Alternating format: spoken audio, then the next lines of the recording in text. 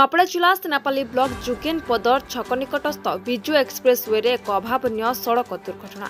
ଦୁଇ ଗୋଟି ଟ୍ରକ୍କୁ ଦୁଇ ଭାଇ ଝାରସୁଗୁଡ଼ାରୁ ଆଗପଛ ହୋଇ ଆସୁଥିଲେ। ହଠାତ୍ ପ୍ରଥମ ଟ୍ରକ୍ଟି ବ୍ରେକ୍ ଦେବା ଦ୍ୱାରା ପଛପଟେ ଆସୁଥିବା ଟ୍ରକ୍ଟି ଆଗ ଟ୍ରକ୍କୁ ପଛପଟୁ ଧକ୍କା ଦେଇଥିଲା।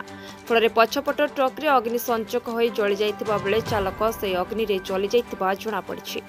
ଏହି ଦୁର୍ଘଟଣାଟି ରାତି 2 ଘଣ୍ଟାରେ ହୋଇଥିବା ବେଳେ ଆଗରେ ଥିବା ଟ୍ରକ୍ରେ ଦୁଇ ଚାଳକ ଏବଂ ପଛପଟ ଟ୍ରକ୍ରେ ଦୁଇ ଚାଳକ ଥିଲେ। ଦୁର୍ଘଟଣା ଦେଖି ଆଗପଟ ଥିବା ଚାଳକମାନେ ଆସି ଉଦ୍ଧାର କରିବାକୁ ଚେଷ୍ଟା କରିଥିଲେ, କିନ୍ତୁ ଅଗ୍ନିକାଣ୍ଡ ଭୀଷଣ ଥିବାରୁ ସେ ଘଟଣାକୁ ସ୍ଥଳକୁ ଅଗ୍ନିଶମ ବିଭାଗ ମଧ୍ୟ ଦୂରରୁ ଥାଇ ନିଜ କାର୍ଯ୍ୟ କରିଥିଲେ। ମୃତକ ଚାଳକଙ୍କ ନାମ ମୌସଲିମ ଖାଁ ଓ ଅନ୍ୟ ଜଣେ ଚାଳକ ଏକବାଲ ଖାନ୍ ଠିକ୍ ଥିବା ଜଣାପଡ଼ିଛି। ଗାର୍ଡ ଚାର୍ଜ ଅଛନ୍ତି ସାଙ୍ଗେ ସାଙ୍ଗେ ସାଇରନ୍ ଅନ୍ କରିକି ଆମେ ସମସ୍ତଙ୍କୁ ଆଲର୍ଟ କରିଥିଲେ। ଆମେ ଘଟଣାସ୍ଥଳକୁ ଯାଇ ଯଥାଶୀଘ୍ର ଆମର ଯାହା କିଛି ଉପକରଣ ଅନୁସାରେ ଆମେ କାର୍ଯ୍ୟ ଷ୍ଟାର୍ଟ କରିଥିଲୁ। ସେଇଥିରେ ଆମେ ଯେଉଁ ଦୁର୍ଘଟଣା ଜାଗାକୁ ଟୋଟାଲରେ ଆମେ ଯାଇପାରୁନଥିଲୁ, ଏତେ ବିସ୍ଫୋରଣ ଏତେ ଜୋରସେ ନିଆଁ ହେଇଥିଲା। ଆମେ ଗୋଟେ ଡିଷ୍ଟାନ୍ସରେ ରହିକି ଆମ ନିଜର କାମ ଆମେ ନିଜେ କର୍ତ୍ତବ୍ୟ ଆମେ କରୁଥିଲୁ। ସେଥିରେ ନିଆଁକୁ ଆମେ ଟିକେ ଆୟତ୍ତ କଲୁ।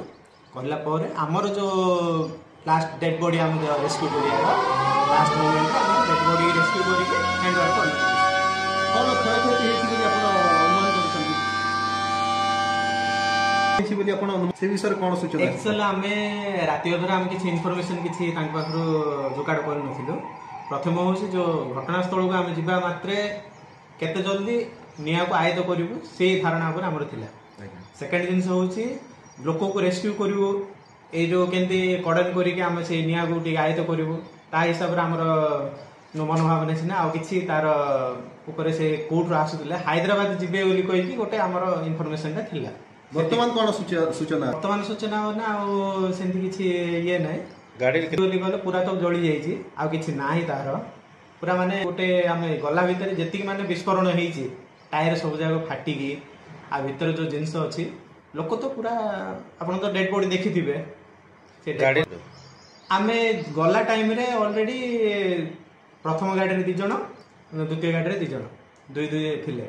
ପ୍ରଥମ ଗାଡ଼ିରେ ଯେଉଁ ଆକ୍ସିଡେଣ୍ଟ ପଛଆଡ଼ୁ ଯେଉଁ ମାରିଛନ୍ତି ତାଙ୍କେ 2 ଜଣ ସେପଟ ଆସିକି ଏଇ ଲୋକଟାକୁ ରେସ୍କ୍ୟୁ କରିବା ପାଇଁ ତାଙ୍କେ ଟ୍ରାଏ କରିଥିଲେ।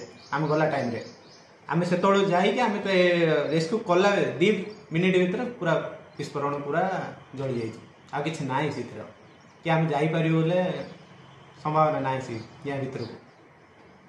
ନୂଆପଡ଼ା ଜିଲ୍ଲାରୁ ଧର୍ମେନ୍ଦ୍ର କୁମାର ଗୈରଙ୍କ ରିପୋର୍ଟ, ନିର୍ମଳା ଟିଭି।